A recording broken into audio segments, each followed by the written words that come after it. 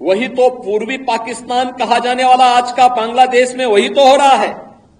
उस समय 10 लाख हिंदू एक साथ काटे गए थे, हिंदू सिख ये सभी थे, एक साथ काटे गए थे। 15 अगस्त 1947 से एक दिन पूर्व 14 अगस्त 1947 को जब विभाजन की त्रासदी हो रही थी और 15 अगस्त को जब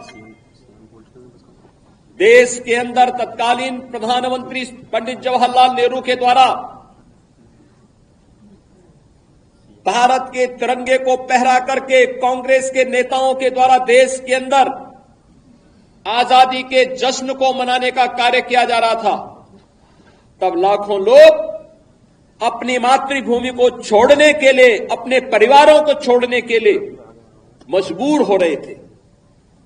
किस प्रकार की यातनाएं उन पे पड़ रही थी, किस प्रकार का दृश्य था, किस प्रकार के मानवीय अत्याचार हो रहे थे, ये किसी से छुपा हुआ नहीं। और ये दृश्य बहुत कुछ है, चित्र बहुत कुछ बोल देते हैं। यानी दुनिया का सबसे समृद्धतम देश 1947 तक आते आते एक दलित देश में बदल गया और वह दृश्य भी आपने देखा, वह दृश्य भी आपने देखा है। ये क्यों हुआ? क्या ये सच नहीं कि हमारी कुछ कमजोरियों ने आक्रांताओं को देश के अंदर आक्रमण करने के लिए एक स्पेस दिया, और जो गलतियां इतिहास के उन काले अध्यायों में हम सबके सामने कैद है, क्या वही गलतियां चुनाव के समय राजनीतिक नेतृत्व देश के अंदर इस प्रकार की गलतियां राजनीतिक दलों के द्वारा नहीं की जाती है? ये जाति के नाम पर विभाजन की त्रासदी तक पहुंचाने की एक कथा वही है जो पहले जातीयता के नाम पर होता था, जातिवाद के नाम पर होता था।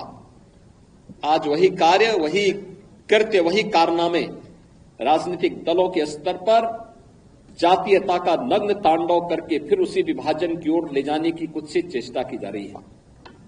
परिणाम क्या है? परिणाम आप सबके सामने फिर वही है, परिणाम फिर आपके सामने वही है। तिथि बदली है, लेकिन चेहरे बदले होंगे, लेकिन घटनाओं का स्वरूप उसी प्रकार का है जो 1947 में हुआ था। वही तो पाकिस्तान में आज भी हो रहा है। वही तो पूर्वी पाकिस्तान कहा जाने वाला आज का बांग्लादेश में वही तो हो रहा है। उस समय 10 लाख हिंदू एक साथ काटे गए थे, हिंदू सिख ये सभी थे, एक साथ काटे गए थे। और आज भी वही आगजनी, वही तोड़फोड़, वही लूटपाट, बहन और बेटियों के साथ वही अत्याचार, उसी प्रकार की त्रासदी का दृश्य आज भी हम सबके सामने है। और इस सब के बावजूद इस प्रकार के कार्यक्रमों को केवल एक औपचारिकता बना करके हम लोग केवल अपनी बात करने तक सीमित हो जाते हैं। आखिर कब इतिहास की इन गलतियों से हम सबक सीखेंगे?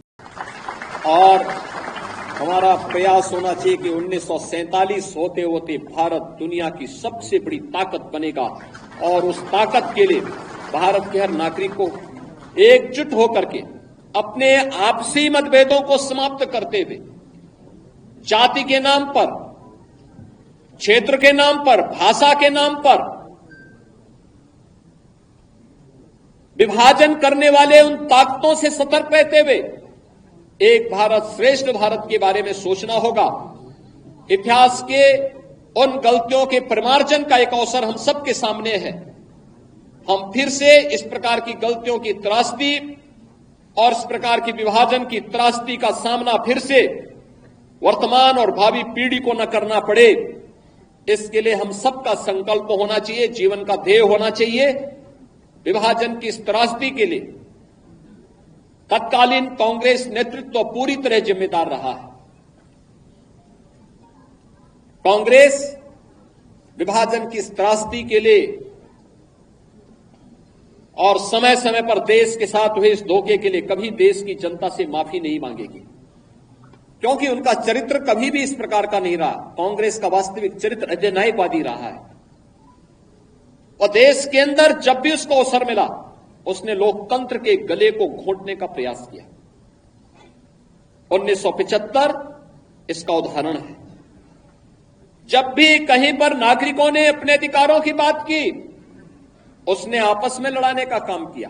देश के अंदर भाषाई विवाद, देश के अंदर क्षेत्रीय विवाद, देश के अंदर सनातन राष्ट्र में हिंदू और सिखों को आपस में लड़ाने का कार्य, ऐसे तमाम ऐसे पाप हैं इनके जिन पापों की कभी माफी नहीं दी जा सकती है।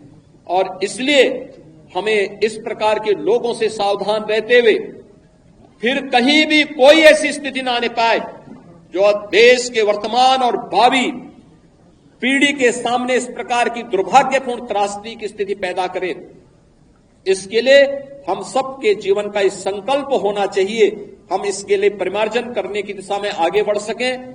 मैं धन्यवाद दूंगा उन वक्ताओं को जिन्होंने अपनी बातों को यहां पे रखा और खासतौर पर सरदार निर्मल सिंह ने बहुत अच्छे ढंग से उन्होंने एक बात भी यहां पे रखी कि त्रासदी किस प्रकार की थी। हमारी लखनऊ की पूर्व मेयर स्वयं उस त्रासदी का शिकार बनी थी, मात्र 1 वर्ष की, और 2 वर्ष के बाद उनके पिता उन्हें उस कैंप में मिल पाए जहां पर वे लोग, उनके परिवार के लोग त्रासदी के शिकार थे। किस प्रकार की स्थितियां थी, बैलगाड़ी से चल रहे हैं, उनको भी पता नहीं उनका ठिकाना कहां है, कहां लक्ष्य है, कोई पता नहीं। किस प्रकार के दृश्य थे, किस प्रकार की त्रासदियां थी। बरसात का समय, नदी नालों में पानी, भीषण गर्मी, उमस, और उस समय अपने परिवार के साथ अपने पुरखों की भूमि को छोड़ करके जाना। उन स्थितियों में अपने इष्ट देव को छोड़ करके जाना किस प्रकार का दृश्य रहा होगा, आज भी हम देख सकते हैं। ननकाना साहिब में हमें गुरु नानक देव जी के प्रकाश पर्व में वहां कीर्तन का अनुमति नहीं होती है, नगर कीर्तन की अनुमति नहीं मिल पाती है, कोई भी आयोजन वहां करने की स्वतंत्रता नहीं होती है। और सिंध तो हिंदू बाहुल्य था, सिंध तो आज भी सिंधी बाहुल्यता का राज्य है, उसे पाकिस्तान में के अंदर क्यों जाने दिया गया। बांग्लादेश की आबादी 1947 में कितनी थी और कितने हिंदू थे, 22% हिंदू थे, आज उनकी संख्या घट करके कितनी रह गई है, 7 से 8% रह गई है। उसमें भी आपने अभी 1 सप्ताह पहले बांग्लादेश के हिंदुओं के उस प्रदर्शन को देखा होगा जो चटगांव में वहां के हिंदुओं ने किया था। लाखों हिंदू जुट करके वहां पर अपनी बातों के लिए दुनिया के सामने गुहार लगा रहे थे। मैं धन्यवाद दूंगा, मैं अभिनंदन करूंगा उन हिंदुओं का जिन्होंने इतना साहस किया है कि पाकिस्तान के अंदर रहकर, बांग्लादेश के अंदर रह करके भी उन नरपिशाचों के सामने उन्होंने अपनी प्रवाह के बगैर अपनी वर्तमान और भावी पीढ़ी को बचाने के लिए सड़कों पर उतर करके दुनिया को उसका वास्तविक चेहरा दिखाया है। और मुझे लगता है हमारी सबकी सहानुभूति उन हिंदुओं के साथ में होनी चाहिए, उन पीड़ितों के साथ होनी चाहिए जो बांग्लादेश के अंदर अमानवीय अत्याचार के शिकार वर्तमान में हो रहे हैं। और मैं आप सबसे यही कहूंगा कि हमें इस मजहबी उन्माद से देश को भी और दुनिया को भी बचाने के लिए आह्वान करना होगा। और मुझे लगता है कि ये मजहबी उन्माद एकता के माध्यम से ही परास्त होगा। महर्षि अरविंदो का अखंड भारत का सपना इसका समाधान होगा। आज के इस अवसर पर मैं विभाजन की त्रासदी के शिकार परिवारों के परिवारजनों के प्रति अपनी संवेदना व्यक्त करता हूं। जिन लोगों ने अपने परिवारजनों को खोया है, उस समय खोया था, उन सब के प्रति मैं विनम्र श्रद्धांजलि अर्पित करता हूं। और विश्वास करता हूं कि विभाजन की इस त्रासदी से हम कुछ सबक लेकर के आने वाली भावी पीढ़ी के सामने इस प्रकार की त्रासदी न होने पाए, इसके लिए संकल्पित होंगे। धन्यवाद। जय हिंद। आज पूरा देश विभाजन की त्रासदी की स्मृति दिवस में एकत्र होकर के इतिहास के उन काले अध्यायों को स्मरण कर रहा है। इतिहास केवल एक अध्ययन का विषय नहीं होता है, वो एक प्रेरणा होती है। गलतियों के परिमार्जन का और गौरवशाली क्षणों से प्रेरणा ग्रहण करने का एक संकल्प होता है। और विभाजन की त्रासदी हम सबको इन्हीं बातों की ओर ध्यान आकर्षित करती है। आखिर क्या कारण था कि दुनिया का एक सनातन राष्ट्र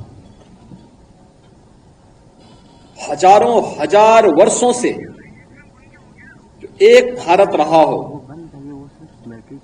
वह भारत पहले गुलाम हुआ,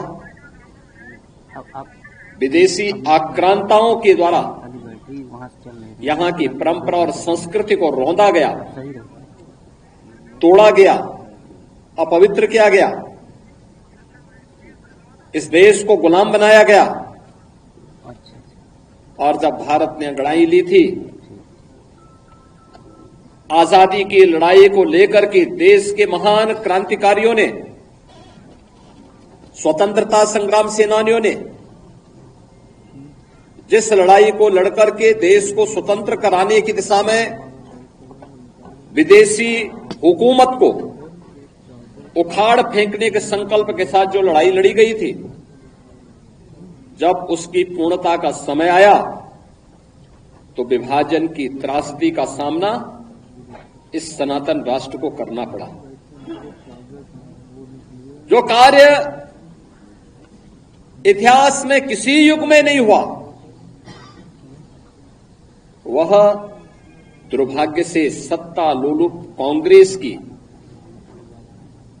सत्ता के प्रति अभिलिप्सा ने, लोलुपता ने त्रासदी के रूप में, विभाजन की त्रासदी के रूप में हम सबके सामने प्रस्तुत कर दी और स्वतंत्र भारत को एक ऐसा नासूर दे दिया जो आज भी इस भारत में आतंकवाद के रूप में, उग्रवाद के रूप में, अलगाववाद के रूप में लगातार पूरे भारत को दंश दे रहा है। कौन नहीं जानता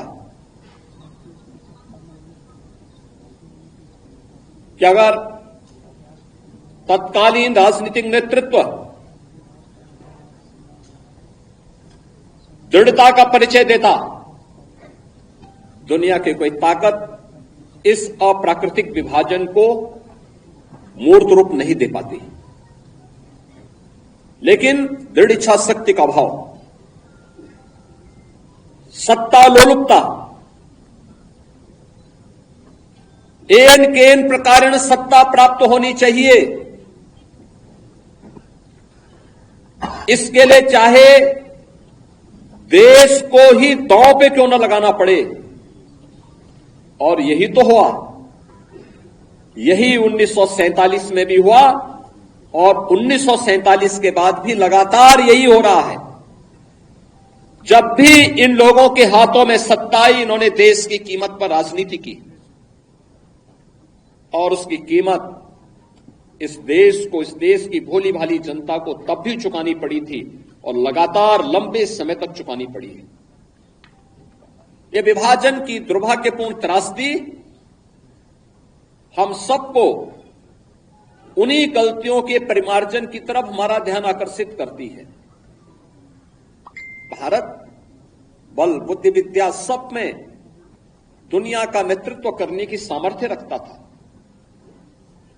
याद करिए 16वीं सदी तक भारत का वैभव दुनिया के अंदर अग्रणी था। अगर दुनिया की जीडीपी की आप बात करते हैं तो दुनिया की अर्थव्यवस्था का आधा भाग का नेतृत्व अकेले हिंदुस्तान करता था 16वीं सदी तक। इतना समृद्ध भारत था। और यह तब था जब कई 100 वर्षों तक लगातार विदेशी आक्रांताओं के आक्रमण को यह झेल रहा था। और लगातार फिर किस स्थिति में यह पहुंच गया था, आपने भी वह दृश्य देखा है फोटोग्राफ के माध्यम से। इस जो यहां पे भी सूचना विभाग ने त्रासदी के कुछ दृश्य आपके सामने प्रस्तुत किए।